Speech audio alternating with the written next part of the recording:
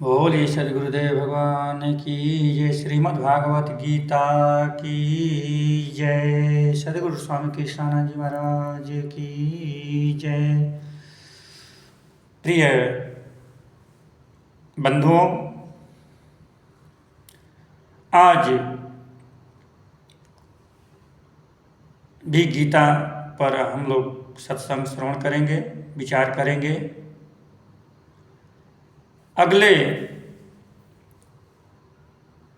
सत्संग में आया था कि दुर्योधन अपने शूरवीरों को गिना रहा है, जैसे में द्रोणाचार्य, भीष्म पितामह भीष्म, कर्ण और संग्राम विजयी कृपाचार्य एवं अश्वत्थामा हैं विकर्ण और सोमदत्त का पुत्र भूरिश्रवा।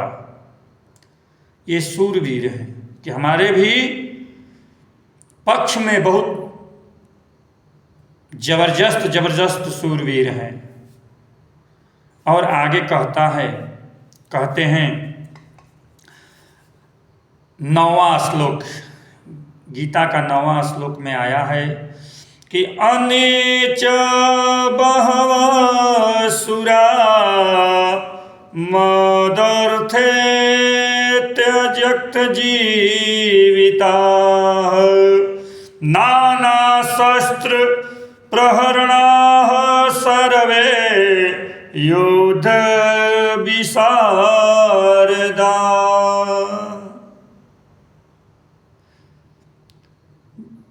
सोमदत्त का पुत्र भूरिश्रवा और भी बहुत से शूरवीर अनेक प्रकार के अस्त्र शस्त्रों से सुसज्जित मेरे लिए अनेक दुर्योधन कह रहा है कि मेरे लिए जीवन की आशा को त्यागने वाले सब के सब युद्ध में चतुर हैं, निपुण हैं।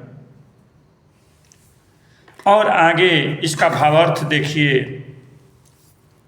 दुर्योधन कह रहा है यहां इतने सारे शूरवीर हैं, सब हमारे पक्ष में हैं, सब हमारे पक्ष में हैं, जीवन का बलिदान करके ही मुझे बचाएंगे। जीवन का परवाह नहीं करेंगे, जीवन का बलिदान करके मुझे बचाएंगे। अभी तक हमारे गुरुजी बताते हैं कि अभी तक गीता पर 200 टीकाएं लिखी जा चुकी है। प्रिय बंधुओं, 200 से ज्यादा टीकाएं लिखी गई है। सब गीता लगभग अपने अपने मन के अनुसार अपनी अपनी बात साबित करने के लिए लिखी गई है, अपनी अपनी बात साबित करने के लिए लिखी गई है। कुछ लोग तो युद्ध से भयभीत व्यक्ति हैं, कुछ लोग युद्ध से भयभीत व्यक्ति हैं। उन्होंने कृष्ण के अस्तित्व को ही नकार दिया है और कहते हैं कि यह बाहर का युद्ध नहीं है। कुछ लोग, विद्वान लोग कहते हैं कि यह बाहर का युद्ध नहीं है, अंदर का युद्ध है। सोचने का विषय है कि बाहर का युद्ध नहीं है, अंदर का युद्ध है। और सब पात्रों को अर्थ का अनर्थ करके, कुतर्क करके, नकार कर अपने अंदर के युद्ध को ही सही साबित करने की चेष्टा की गई है, बहुत सारे विद्वान लोग। हालांकि यह भी बात ठीक है, यह भी बात ठीक है। कहा जाता है यथा पिंडे तथा ब्रह्मांडे, यथा ब्रह्मांडे तथा पिंडे। यह भी बात ठीक है, लेकिन अपने पिंड के चलते ब्रह्मांड को नकार नहीं सकते हो। तुम पिंड हो, अपने पिंड के चलते ब्रह्मांड को नकार नहीं सकते हो। पिंड तो ब्रह्म का ही विस्तार है ना। यह संसार किसने बनाया है? क्वेश्चन आ गया ना। यह संसार किसने बनाया है? इस सृष्टि को वह ब्रह्म जो है निरंतर बनाते चला जा रहा है। बंधुओं, ब्रह्म का अंतिम छोर यह संसार है। ब्रह्म का जो है अंतिम छोर क्या है? यह संसार है।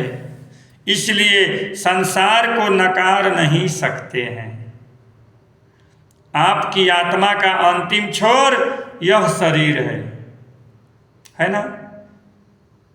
अपनी आत्मा का अंतिम छोर क्या है? शरीर है। और शरीर से जब आत्मा बाहर निकल जाती है तो क्या यह शरीर नहीं रहता है? जब इस शरीर से ईश्वर निकल जाता है तो यह शरीर क्या हो जाता है? नश्वर हो जाता है, बिना स्वर का हो जाता है। और स्वर ही ईश्वर है। हमारे गुरु जी भी इशारा करते हैं। ई का मतलब इशारा, स्वर मतलब जो श्वासें आ रही है जा रही है, इसको देखो। इसी में गुरु रूपी मंत्र को धारण करके चिंतन करो, मनन करो। स्वर, ये जो स्वर आ रही है जा रही है, यही ईश्वर है। जब यह ईश्वर रूपी स्वर निकल जाता है तो यह शरीर क्या हो जाता है? नश्वर हो जाता है। इसीलिए ब्रह्म का अंतिम छोर संसार है ना। इसलिए संसार को नहीं नकार सकते हो। उसी तरह आपकी आत्मा का अंतिम छोर शरीर है, इसलिए शरीर को भी नकार नहीं सकते। लेकिन कुछ लोग कृष्ण को नकार रहे हैं। कुछ लोग कृष्ण को नकार रहे हैं। विदेशी धर्म कहते हैं कि परमात्मा और जीव सनातन नहीं है। कुछ विदेशी धर्म कहते हैं कि परमात्मा और जीव सनातन नहीं है, सृष्टि सनातन नहीं है, कुत्ते में परमात्मा है ही नहीं। कुछ धर्म ऐसे हैं जो नकार रहे हैं कि कुत्तों में परमात्मा नहीं है। यह कैसे कहते हैं? यह कैसे कहते हैं? प्रश्न चिन्ह लग गया। ईसा के, यहूदियों के ओल्ड टेस्टामेंट में यह कहा गया है। यह बात ईसा के और यहूदियों के ओल्ड टेस्टामेंट में कहा गया है। ओल्ड टेस्टामेंट से प्रभावित मोहम्मद भी यही बात कहते हैं। मोहम्मद साहब जो कुरान लिखा है वो भी यही बात कहता है। कहीं न कहीं मोहम्मद से प्रभावित होकर पाकिस्तान में जन्मे कुछ धर्मानुरागी भी यही बात कहते हैं कि कुत्ता बिल्ली सियार में परमात्मा नहीं है, वह जीव और ईश्वर सनातन नहीं है, दोनों एक दूसरे में मिलते नहीं हैं, जुटते नहीं हैं, समाप्त नहीं होते हैं। कहीं न कहीं यहूदी धर्म से प्रभावित ईसा हुआ और ईसा से प्रभावित मोहम्मद हुआ, मोहम्मद से प्रभावित प्रजापति हुआ और प्रजापति से प्रभावित होकर अपने इर्द गिर्द के लोग भी गीता का ऐसा ही अर्थ कर रहे हैं। बहुत से लोग कर रहे हैं कि जो है अंदर का युद्ध है, बाहर का युद्ध नहीं है। जस बाहर तस भीतर देखा, बाहर भीतर एके लेखा। किसी महापुरुष की वाणी है कि जस बाहर तस भीतर देखा, बाहर भीतर एके लेखा। जो बाहर है वही अंदर है और जो अंदर है वही बाहर है। आए कृष्ण की गीता का सत्यानुभव कैसे होगा? कुछ लोग तो बोल दिए ना कि बाहर का युद्ध नहीं है, अंदर का युद्ध है, लेकिन सत्यानुभव कैसे होगा? बाहर का युद्ध नहीं है तो इसको तो प्रमाण देना पड़ेगा ना, अंदर का युद्ध है इसको भी प्रमाण देना पड़ेगा, और बाहर का युद्ध है कैसे इसको भी प्रमाण देना पड़ेगा। लोग गीता का अर्थ का अनर्थ शब्द लगा रहे हैं। कृष्ण की गीता का सत्य अनुभव बहुत जबरदस्त पॉइंट है, इसको समझना होगा। कहन सुनन की है नहीं समझन की है बात। हमारे गुरुजी इशारा कर रहे हैं कि कहन सुनन की है नहीं समझन की है बात। गुरुजी की कृति है लोक परलोक। हमारे गुरुजी एक पुस्तक लिखे हैं लोक और परलोक। लोक परलोक को पढ़िए। कुछ लोगों ने पढ़ा भी होगा कि मैं सरदारों और हिंदुओं को लेकर कुरुक्षेत्र स्थित पीपल वृक्ष के नीचे बैठा और आवाहन किया। गुरुजी ने कुछ भक्तों को लेकर, सरदारों को लेकर कुरुक्षेत्र निकल गए और कुरुक्षेत्र में चलते गए, कुरुक्षेत्र के मैदान में, और जाकर हमारे गुरुजी का पैर जो है एक पीपल के पेड़ के नीचे रुक जाता है, नीचे बैठ जाते हैं पीपल के नीचे, और भगवान और आवाहन करते हैं कि आप लोग देखो यह गीता सत्य है या नहीं है। आप लोग देखो गीता सत्य है या नहीं है, यह युद्ध हुआ है या नहीं। और जो लोगों ने देखा, अनुभव किया, वह उस किताब में आया है। आपने पढ़ा न हो तो पढ़ लेना। जब हम चलने लगे तो वहाँ का महंत आया, कुरुक्षेत्र का एक महंत जी आए, महात्मा जी आए। जब गुरुजी चलने लगे तो मिला, और जहाँ हम ध्यान करा रहे, जहाँ गुरुजी ध्यान करा रहे थे, तो गुरुजी से वो महंत जी बोले कि महाराज जी, आदि शंकराचार्य जी भी यही ध्यान किए थे। आदि शंकराचार्य यही ध्यान किए थे। और गुरुजी ने कहा, तब क्या कहे? कहे कि इस पीपल के वृक्ष के नीचे ही कृष्ण गीता कहे हैं। आदि शंकराचार्य, आदि शंकराचार्य जी ने भी उस पीपल के नीचे ध्यान किए, और उन्होंने कहा कि इसी पीपल के नीचे भगवान कृष्ण ने अर्जुन को गीता सुनाई थी, गीता कहे थे। यह पीपल का वृक्ष कृष्ण की गीता को पिया है, इसलिए बोधि वृक्ष से भी यह ज़्यादा कीमती है। जाकर देखिएगा, कुरुक्षेत्र में वो पीपल का पेड़ है जहाँ भगवान कृष्ण ने 18 अध्याय का गीता कही है, और उस गीता के श्लोक को वह पीपल ने पिया है, उस एनर्जी को प्राप्त किया है। सब लोग सुनकर दंग रह गए कि गुरुजी कैसे चलते चलते इसी पीपल के वृक्ष के नीचे बैठे। गया स्थित 2500 वर्ष पूर्व के बोधि वृक्ष को बचाया जा रहा है कि यह अति कीमती है, लेकिन हिंदुओं में कोई चेतना ही नहीं है कि यह पीपल वृक्ष जिसने कृष्ण की गीता को पिया है, इसका संरक्षण किया जाए। यह बोधि वृक्ष से भी अत्यंत कीमती है, कुरुक्षेत्र का पीपल। अतः सबको बचाने के लिए कुछ उपाय करें,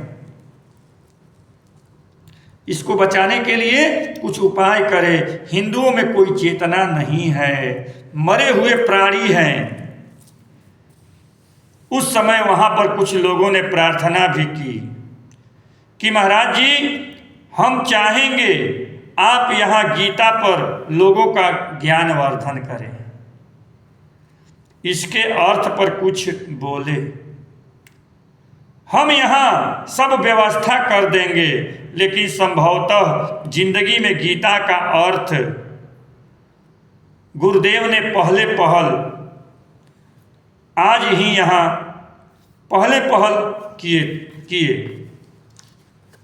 कभी गीता को गुरुदेव ने उठाया नहीं, कुछ कबीरदास पर बोल दिया करते थे। शायद गंगा तट, माँ गौरी, राजा देवोदास और सूक्ष्म आत्माएं जो यहाँ निवास करती है, बनारस की बात कह रहे हैं गुरु जी। डुमरी आश्रम, पड़ाव डुमरी, गंगा के तट पर जो हमारे गुरुदेव का आश्रम है बनारस में, वहाँ के बारे में बोल रहे हैं कि गंगा के तट माँ गौरी, राजा देवोदास और सूक्ष्म आत्माएं जो यहाँ निवास करती है, उनके श्रवण के लिए यह जरूरी था।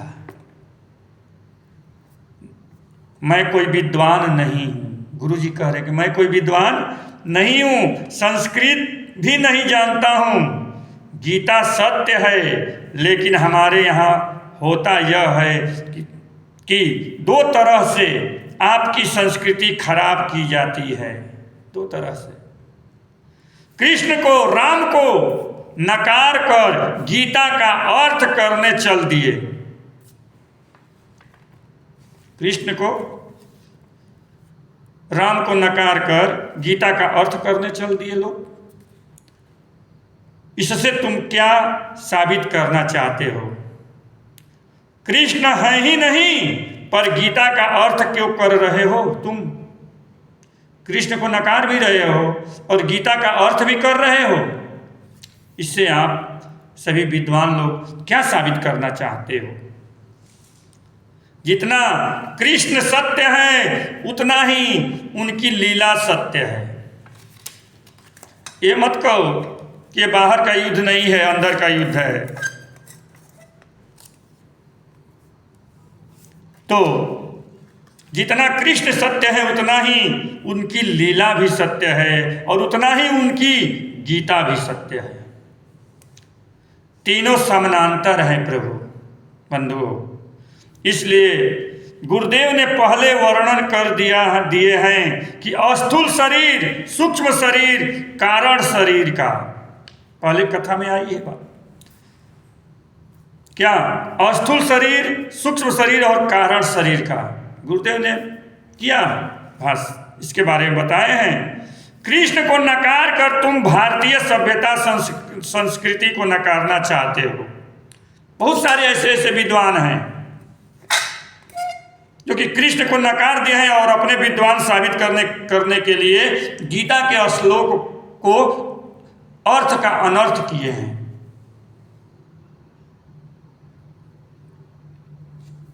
नकारना चाहते हो या युद्ध से भागना चाहते हो।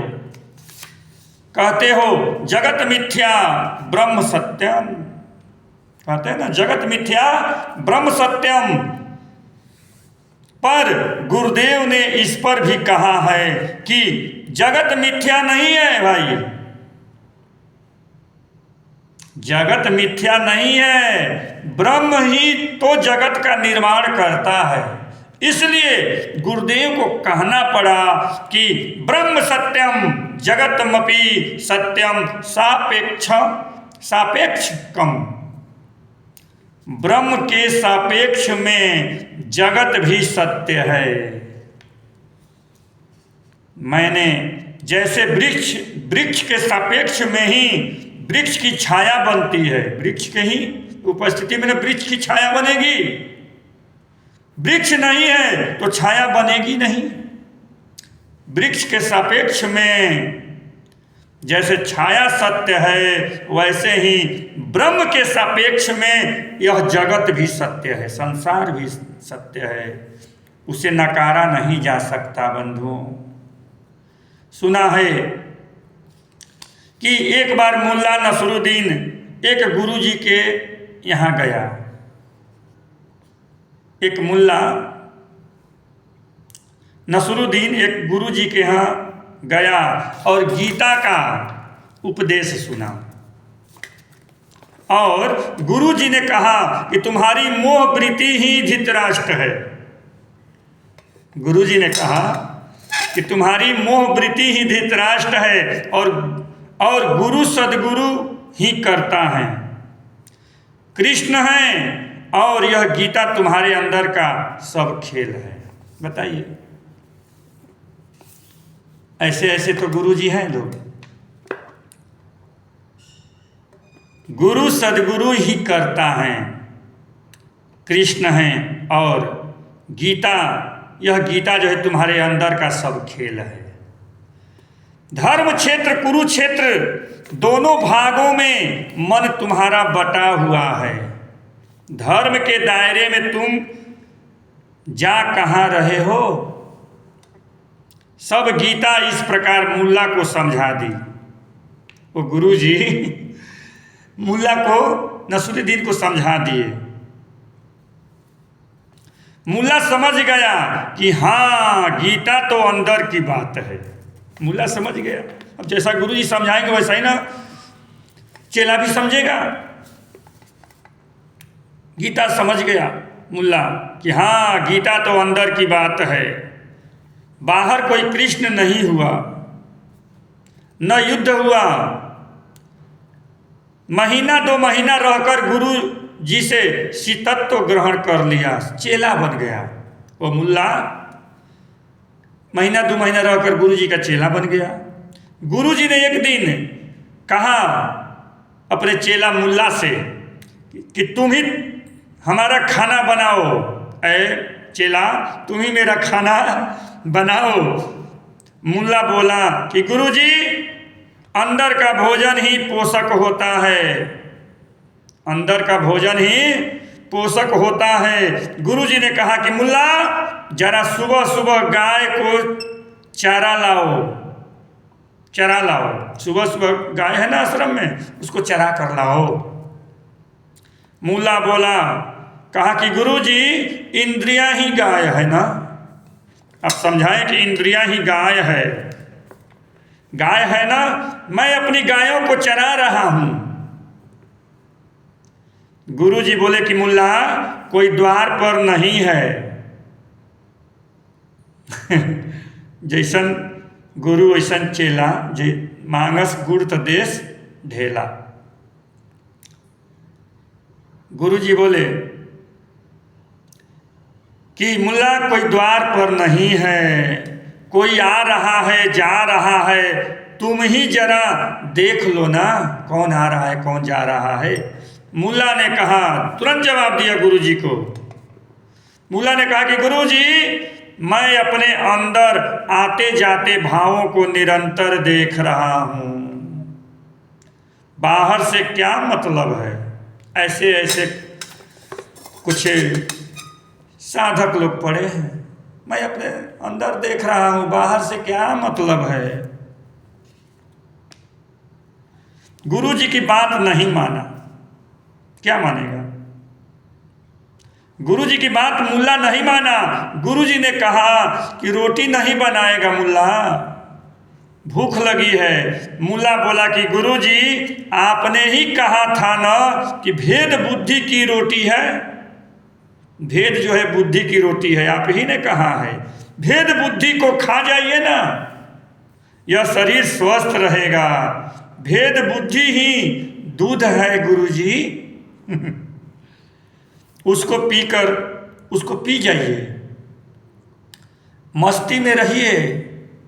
गुरुजी की शिक्षा मुल्ला ने शब्दशः पकड़ ली। गुरुजी की शिक्षा मुल्ला ने शब्दशः पकड़ ली। देखते देखते एक दिन गुरुजी ने प्राण त्याग दिए। देखते रहो, अंदर प्राण त्याग दिए। सब शिष्य बोले, मुल्ला, तूने यह क्या किया। मुल्ला बोला कि गुरु जी ने समझाया है आत्मा अमर है। गुरु जी ने समझाया है कि आत्मा अमर है। गुरु जी भी शरीर बदल रहे हैं, मरे कहाँ हैं। आत्मा मरती नहीं है, वस्त्र बदलती है। गुरु जी वस्त्र बदलकर दूसरा वस्त्र पहन लिए होंगे। इस वस्त्र से आपको क्या मोह लगा है। गाय जब मरने लगी तो सबने कहा कि यह सब क्या हो रहा है। तो मुल्ला बोला, न ही कोई मरता है न ही कोई मारता है। न कोई मरता है और न कोई मारता है। सभी अपने अपने वस्त्र को बदलते हैं। मैं गीता ठीक से समझ लिया हूँ। मुल्ला बोला, कुछ लोग आए कि ये सब हो रहा है, तो बोला कि ना ना ना, मैंने गीता को बहुत अच्छी तरह से समझ लिया है। मुल्ला ने आश्रम सब चौपट कर दिया। इसी प्रकार तुम लोग भी गीता का ठीक ठीक अर्थ लगाकर नर्क मत बनाओ। इसी तरह गीता का ठीक ठीक अर्थ लगाकर नर्क मत बनाओ सृष्टि को। जानते हो, हमारी सभ्यता और संस्कृति खत्म करने के लिए विदेशों से पैसा भी मिलता है। ये जानिए बंधुओं, हमारे सभ्यता और संस्कृति को खत्म करने के लिए विदेशों से पैसा मिलता है। इसी से कृष्ण को नकारा जा रहा है। कृष्ण को नकारो। कुछ लोग 8 कृष्ण होने की बात करते हैं कहीं कहीं। कुछ लोग कृष्ण एक ही हुए हैं, लेकिन उनको 8 कृष्ण बताने की बात करते हैं। कहते हैं कि बहुत कृष्ण से खेल रहे हैं। बहुत से कृष्ण खेल रहे हैं। एक कृष्ण ग्वाला था। बताइए, एक कृष्ण ग्वाला था, दूसरा कृष्ण द्वारिका में था, तीसरा कृष्ण जगन्नाथपुरी में था। इस प्रकार 8 कृष्ण हुए। जैसे मुल्ला कह दे मेरे गुरुजी पहले हैं, इसके लड़के वाले गुरुजी दूसरे हैं। अब बताइए, ऐसे ऐसे तो लोग पढ़े हैं। 8 कृष्ण बता रहे हैं कि ग्वाल बाल के संगे खेलने वाले कृष्ण अलग हैं, गोपियों के साथ रास रचाने वाले कृष्ण अलग है, महाभारत में कृष्ण अलग है, द्वारिका का कृष्ण अलग है। अब बताइए, ये मूढ़ता है ना। उसी तरह मुल्ला भी कह दे कि गुरुजी पहले हैं, इनके लड़के वाले गुरुजी दूसरे हैं, शिष्यों वाले गुरुजी तीसरे हैं, गाय वाले गुरुजी चौथे हैं, आश्रम वाले गुरुजी 5वें हैं। यही मुल्ला की बात का आजकल गीता पर जोर हो गया है और इसी का प्रचार हो रहा है बंधुओं।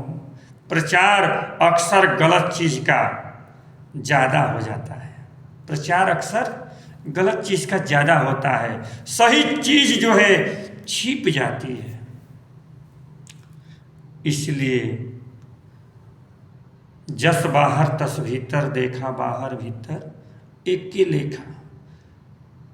कुछ विद्वान लोग का गीता मैंने भी पढ़ा है, देखा है कि वो अंदर की लड़ाई है। बताइए, अर्जुन हुआ ही नहीं है, कृष्ण हुआ ही नहीं है, तो बताओ मथुरा कहाँ से आ गई, कुरुक्षेत्र कहाँ से आ गया और यह द्वारिका नगरी कहाँ से आ गया। आज तो वैज्ञानिक भी देख लिया है कि भगवान कृष्ण की द्वारिका जो है समुद्र के अंदर है, देख लिया गया। और कुछ भक्त लोग अंदर मशीन के द्वारा दर्शन करने भी गए हैं और 1.5 साल के बाद बताया जा रहा है कि गुजरात सरकार और सेंट्रल गवर्नमेंट ऐसी व्यवस्था कर रही है, पनडुब्बी तैयार कर रही है और एक पनडुब्बी में एक बार में 24 यात्री जा सकते हैं और विधिवत समुद्र के अंदर जो 300 फीट द्वारिका नगरी, पुरानी द्वारिका नगरी भगवान कृष्ण की है, वो जो है उनका दर्शन किया जा सकता है, वहाँ अवशेष है, वहाँ मंदिरें हैं, वहाँ महल है, वो देखा जा सकता है बंधुओं। और वो तो पुरानी द्वारिका डुबा दी, लेकिन उनके ऊपर द्वारिका जो बनी है भगवान कृष्ण के नाती, नाम हम थोड़ा भूल रहे हैं, अगले बार में बता देंगे। भगवान कृष्ण के नाती थे, उन्होंने ही जो बाहर समुद्र के बाहर किनारे जो बना है, भगवान कृष्ण के नाती ने निर्माण करवाया है, स्थापित की है मूर्ति। और द्वारिका भेट में भी यही मूर्ति है, जहाँ भगवान कृष्ण दरबार लगाया करते थे, मंत्रिमंडल लगाया करते थे।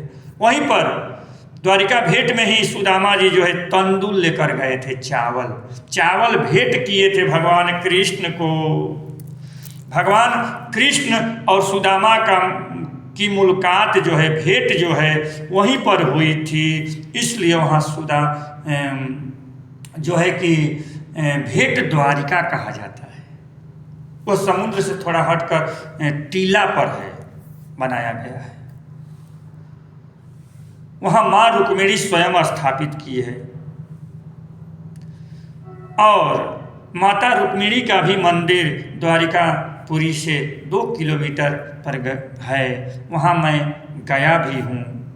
और 5 पांडवों द्वारा पंच तीर्थ बनाया गया है, जो कि मैं अगले बार पोस्ट किया था वीडियो में, तो वो भी है। हाँ, इसको बता देते हैं लोग कि कृष्ण हुए ही नहीं है, कृष्ण गीता कहे ही नहीं है, ये कृष्ण को नकार भी रहे और गीता का अर्थ भी लगा रहे हो कि यह अंदर की बात है, अंदर की लड़ाई है, बाहर की लड़ाई नहीं है, बाहर की बात नहीं है।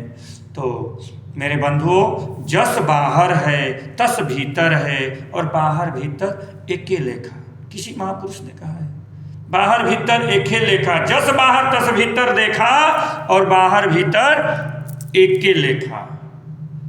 इसलिए जो आपके अंदर है वही बाहर निकल सकता है, और जो बाहर है वही आपके अंदर प्रवेश कर सकता है। जैसे साधारणतः बात बता रहे हैं कहा जाता है ना कि जब बच्चा गर्भ में प्रवेश करता है, माता पिता के संयोग से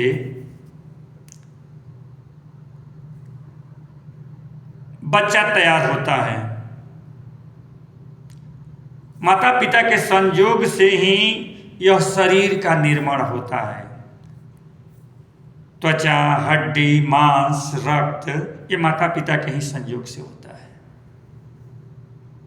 लेकिन जो परमात्मा का अंश है, जो ईश्वर का अंश है जीव, वो माता पिता के संयोग से नहीं आता है, वो परमात्मा शक्तियां से आता है, परमात्मा की शक्ति से ही आता है। इसीलिए कहा गया है कि ईश्वर अंश जीव अविनाशी। यह जो आत्मा है वह ईश्वर का अंश है, परमात्मा का अंश है, और वही प्रवेश करता है। 3 महीना के बाद बच्चे में प्रवेश कर जाता है, और जो है प्रवेश करता है। प्रवेश करने के बाद 9 महीने के बाद बच्चा पैदा होता है। तो वो बाहरी जो आत्मा है प्रवेश करती है अंदर, तभी यह शरीर हिलता है, डोलता है, बोलता है। कुछ आप लोग देखे होंगे कि कुछ ऐसे बच्चे हैं कि जो ही पैदा होते हैं तो उसकी आत्मा निकल जाती है, मर जाता है बच्चा, मर जाता है ना, वह आत्मा निकल जाती है। अरे माता पिता के शरीर से उसका शरीर निर्माण हुआ है, रखो उस शरीरिया को, लोग नहीं रखता है, बोलता है कि मर गया, है ना। तो ये बाहर से ही, ये परमात्मा की एनर्जी है जो अंदर आती है, बाहर से अंदर आती है। और यही एनर्जी अंदर से जब बाहर से जब किसी जीव में अंदर आती है तो वह जीवित रहता है ना, जीवित रहता है। वह शरीर में रहती है जब तक आत्मा हिलता है, डोलता है, बढ़ता है, खेलता है, कूदता है। बाहर से ही अंदर आई है आत्मा, और जब वह अंदर से बाहर निकल जाए, वो आत्मा निकल जाती है, तो यह शरीर जो है मर जाता है, नश्वर हो जाता है। लोग तुरंत उसको जल्दी हटाओ हटाओ भाई, ना तो अब यह शरीर जो है सड़ने लगेगा, गलने लगेगा, इसको जल्दी जो है कि अग्निदाह करो या जल प्रवाह करो या मिट्टी में गाड़ो, करते हैं ना लोग। तो जो बाहर है वही अंदर है, और जो अंदर है वही बाहर है। जो आपने मन में सोचा है, मन में चिंतन किया है, वही बाहर निकाल सकते हो। और जो बाहर तुम देख रहे हो वही अंदर। इसलिए बाहर भीतर एक ही लेखा है। ये मत कहो कि अंदर की बात है बाहर की बात नहीं है। नहीं तो वही मुल्ला जैसा, गुरुजी भी चले गए, गैया मैया भी मर गई, आश्रम चौपट हो गया। तो मुल्ला की तरह, मुल्ला के गुरु जी के तरह आप लोग मुल्ला मत बनो। इसलिए जो बाहर है वो भी सत्य है, और जो अंदर है वो भी सत्य है। अपने महत्व को, अपने जो है कि मान सम्मान के लिए परमात्मा को त्याग देता है, नकार रहा है। अपना सत्य साबित करने के लिए 200 गीता की टीकाएं लिखी गई है बंधुओं। अलग अलग ढंग से अर्थ का अनर्थ लोग गीता को लगाए हैं। बताइए, बड़ी अलग बात है। अभी मैं अपने गुरु जी के गीता पर मैं बोल रहा हूँ। यह प्रवचन गीता ज्ञान मंदाकिनी स्वामी कृष्णानंद जी महाराज के द्वारा यह रचित पुस्तक है। इसी का चिंतन मनन करते हैं और आप सबके बीच यह प्रस्तुत करते हैं। आप लोग जैसा लगे आप लोग कमेंट भी करें, लाइक भी करें और सब्सक्राइब करें। धन्यवाद बंधुओं। बोलिए सत्य सनातन धर्म की जय। श्रीमद्भागवत गीता की जय। द्वारिकाधीश की जय। ओम पार्वती पते हर हर हर महादेव। धन्यवाद।